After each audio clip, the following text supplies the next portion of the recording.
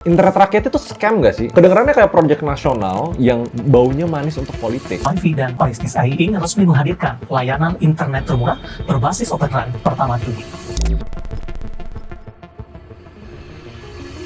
Karena kita tahu di Indonesia internetnya tuh sampah, harganya mahal, speednya lambat, selalu masuk top 20 internet termahal di dunia. Bahkan sekarang di nomor 12, paling mahal di Asia. Makanya make sense, cuma 1 dari 5 rumah di Indonesia yang punya internet. Pas gue denger, tiba-tiba ada perusahaan yang bikin klaim yang menurut gue too good to be true. Speed 100 Mbps, harga cuma 100 ribu rupiah. Ya gue mikir, buat ngebandingin, ini standar industri kita sekarang ya. Telkomsel atau IndiHome sekitar 300 ribuan buat 50 Mbps. Biznet, First Media sekitar 250 ribu sampai 300 buat 50 Mbps. Tiba-tiba ada yang mau jual sepertiga harganya dengan speed 2 kali lipat. Pasti respon pertamanya, ini pasti cuma proyek politik yang pengen nama-nama keren atau minimal gimmick marketing doang, cuma buat bakar duit di awal. Tapi pas gua bedah lebih dalam, ternyata gua ngeliat sesuatu yang bener-bener unik. Banyak yang harus diperhatiin, tapi kalau semuanya bener, ini bisa ngubah industri internet di Indonesia. Setelah WiFi dan MyRepublic memenangkan lelang internet murah 100 Mbps, lalu bagaimana nih frekuensi baru ini bisa mengubah peta persaingan dan juga menjawab tantangan pemerataan? Gamenya mereka itu nggak sekedar perang harga atau klaim bombastis, tapi ada elemen disrupsi struktural dari cara mereka ngehack modal terbesar di industri internet yang selama ini bikin punya kita mahal. Makanya namanya internet rakyat. Memang catchy, tapi penamaannya wajar bikin orang curiga. Yang bikin serem, di India ada kejadian yang sejenis, namanya Reliance Jio. Dan mereka bikin banyak banget kompetitor bangkrut. Bisa jadi internet rakyat ini jadi awal dari kiamat internet mahal di Indonesia. Coba kita bedah dulu minimal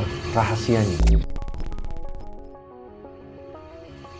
Sebelum kita bahas produknya, kita harus lihat siapa pemain yang nekat bikin klaim itu. Namanya PT Solusi Sinergi Digital Tbk, atau kode sahamnya WiFi. Kalian yang ikut pasti cuan gede-gedean. Karena baru-baru belakangan ini bikin gebrakan gede, terima investasi sekitar 4 triliun dari perusahaan Jepang, dan di belakangnya ada grup Arsari yang terkenal punyanya Hashim Joyo Hadikusumo, adiknya Pak Prabowo yang megang saham sekitar 22,55%. Jadi pas mulanya, mereka tuh bukan startup kecil. Iya, mereka perusahaan swasta, tapi mereka punya sejarah ngebangun backbone fiber. Punya project digital out of home di kereta, sama bisnis telekomunikasi even jauh sebelum masuk ke internet rumahan. Nah, gebrakan internet rakyat itu berawal di Oktober 2025. Mereka ngelakuin yang bikin bos-bos telco keringet dingin, yaitu menang lelang frekuensi 1,4 GHz dari pemerintah. Nilai tebusannya 403 miliar rupiah. Pasti banyak dari kalian nggak ngerti, apa nih spesialnya 1,4? Nah, frekuensi 1,4 GHz itu ibarat tanah luas di pinggiran kota. Harganya itu lebih murah daripada frekuensi premium, tapi punya satu karakteristik fisik yang unik. Jadi sinyal wirelessnya itu daya tembus temboknya lebih kuat dan lebih gampang sinyalnya kesebar bahkan ngelewatin beton-beton bangunan. Bentar, kalian dengerin dulu karena ini konteks cerita yang penting. Kalian pernah ngerasain kan pasang sinyal wifi di tengah rumah tapi kok di ujung cuma di kamar sebelahnya lemot karena ketutup beton. Nah, tapi frekuensi 1,4 ini jadi senjata utama yang mereka pakai buat nembus tembok-tembok rumah di sebuah kota tanpa perlu nanam kabel. Nah, di balik menang lelang itu, backingan belakangnya juga nggak main-main. Teknologinya dari Orexai, itu joint venture NEC Jepang. Fokusnya apa? Jaminan kualitas hardware. Karena sampai sekarang belum ada yang bisa bikin 5G dengan 1,4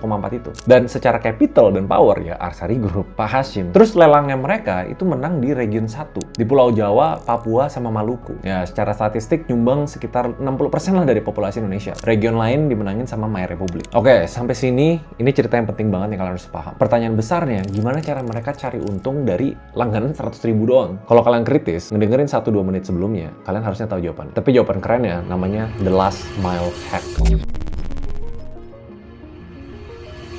Sekarang gue mau ngajak lo masuk ke dapur bisnis internet. Biar setidaknya kita ngerti kenapa tagihan kita, biaya internet kita itu mahal. Bayangin internet itu kayak sistem air di pump. Pipa dari waduk ke pinggir kota yang namanya backbone itu gede banget. Bisa ngalirin banyak banget air dan murah. Kenapa? Soalnya satu pipa bisa dibagi ke jutaan orang. Tapi tantangan paling gedenya, gimana cara nyambungin pipa gede itu dari jalan raya masuk ke gang-gang sempit, dibobok ke tembok, sampai ke keran kamar mandi kita. Itu yang namanya the last mile. Dan disinilah uangnya tuh kebakar gila-gilaan. Biaya narik kabel fiber optik dari jalan raya, gali tanah, bobok tembok, masuk ke rumah lo itu butuh duit sekitar 1,5 sampai 2 juta per rumah. Nah, dari sisi kita, kalau kita bayar 300 ribu per bulan, artinya butuh 6 sampai 7 bulan cuma buat nutup biaya modal kabelnya doang. Jadi kan kalau 100 ribu nggak make sense. Mau bertahun-tahun balik modalnya. Nah, mereka ngehack biaya ini pakai dua kombinasi hal yang gila. Satu, namanya FWA, Fixed Wireless Access. Bahasa simpelnya, persetan sama kabel ke rumah. Kita nggak peduli, kita nggak mau bayar semahal itu. Jadi dari pipa yang gede banget itu, waduk itu, mereka pasang 1, 2, atau 3 lah sinyal pemancar di tengah kampung, nembak sinyal 1,4 GHz langsung ke ratusan rumah. Biaya galiannya 0, izin ormas hilang, mereka bisa mangkas 75% dari biaya infrastruktur. Jadi secara finansial ya ini drastis, bisa nurunin biaya per pelanggan. Ini bahkan statement langsung dari direktur utamanya. Nah yang kedua, kan tetap harus butuh pipa gedenya ya. Nah geniusnya mereka, pipa gedenya itu di rel kereta api. The Railway Backbone. Ini aset rahasia mereka yang bikin search atau internet rakyat punya unfair advantage. Mereka punya hak eksklusif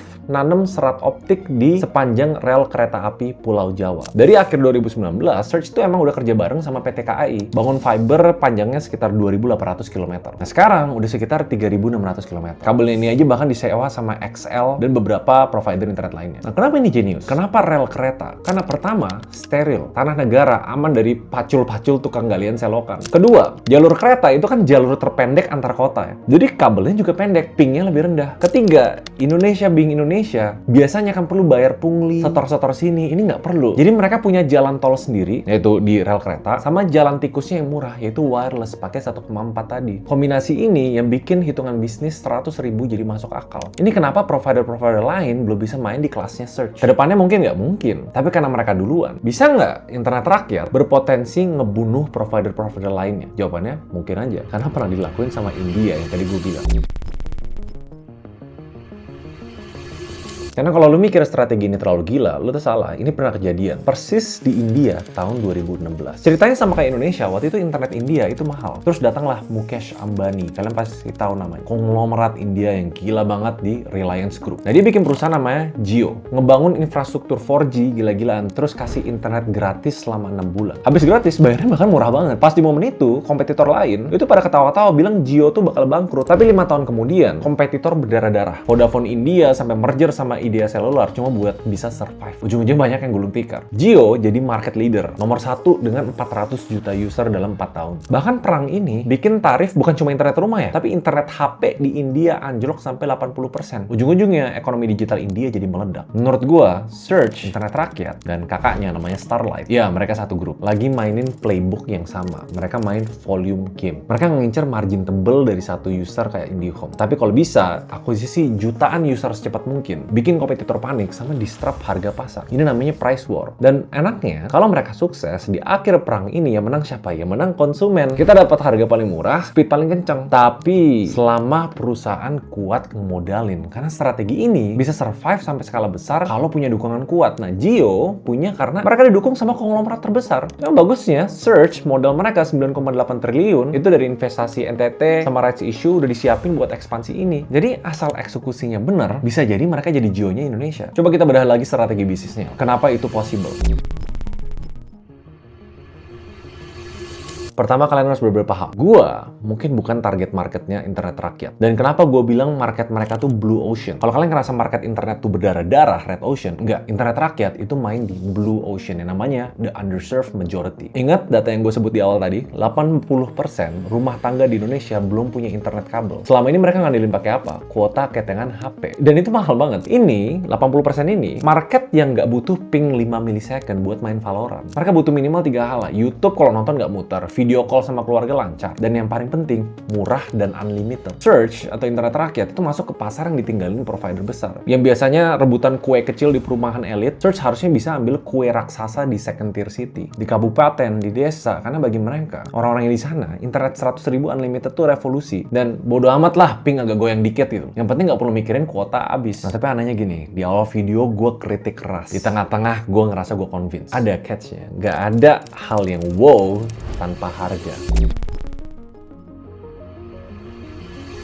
Ini, hukum fisika itu adil. Teknologi FWA itu punya satu kecacatan yang fatal dibanding kabel fiber optik. Namanya konsistensi. Yang tadi kita bahas jalur tikus ya. Kabel fiber tuh dedicated. Pipa lu ya pipa lu. Wireless itu terbagi. Walaupun speednya sama ya. Ibarat gini lah, bayangin lu di jalan tol jam 5 sore. Macet total. Ya karena jalan tolnya segitu aja. Internet rakyat kemungkinan bisa jadi kayak gitu di jam prime time. Karena kalau kalian baca, klaimnya kan 100 Mbps up to. Tapi pas semua tetangga lu pulang kerja nyalain Netflix, bisa aja speednya kena gangguan. Belum lagi faktor hujan, angin, badai, yang bikin namanya jitter atau pingnya loncat-loncat. Kalau fiber optik, ya mereka nggak mikirin itu karena semuanya di bawah tanah. Jadi kalau menurut gua, pasar elit mungkin nggak bakal pindah. Apalagi kalau kalian misalnya trader saham, telat 1 detik bisa rugi. Gamer, kompetitif, butuh ping yang stabil. Kalian kerja dan suka WFH, meeting nggak boleh putus-putus. Atau suka streaming, stabilitas itu mahal harganya. Dan buat banyak orang nggak worth it cuma sekedar hemat 150.000. Jadi kelihatan internet rakyat ini ideal buat pengguna rumahan yang casual. Yang penting murah dan cukup kenceng, bukan untuk kegunaan-kegunaan kritis. Jadi kesimpulannya, ini scam atau genius. Secara teori bisnis dan cara planning, ini genius. Tapi kuncinya ada di eksekusi. Pertanyaan-pertanyaan kayak, bener nggak 100 Mbps? Bener nggak tembus tembok? Bener nggak bisa stabil pas hujan? Belum lagi nanti bener nggak CS-nya ramah? Karena beda loh nge-handle perumahan-perumahan elit yang jumlahnya lebih dikit. Itu aja orang udah suka ngomel-ngomel, kalian suka lihat ceritanya sampai brutal banget. Ini masyarakat yang ekonominya lebih rendah, bayar lebih murah, mereka bukannya lebih bersyukur, tapi mereka bisa jadi malah semakin rewel. Jadi masih banyak yang belum gue bahas. Tapi kalau misalnya mereka berhasil ngejalanin ini semua dengan lancar dan nggak cuma omong-omong doang dan nggak jadi kena campur-campur politik, ya bisa jadi provider lain ketar-ketir. IndiHome sekarang pegang 67% market share di internet rumah, fixed broadband. Tapi kalian sendiri tertarik abis ngedengerin penjelasan internet rakyat, parent company-nya Surge, ada juga Starlight, tapi Starlight pakai teknologi lain ya. Menurut kalian gimana? See you guys next video.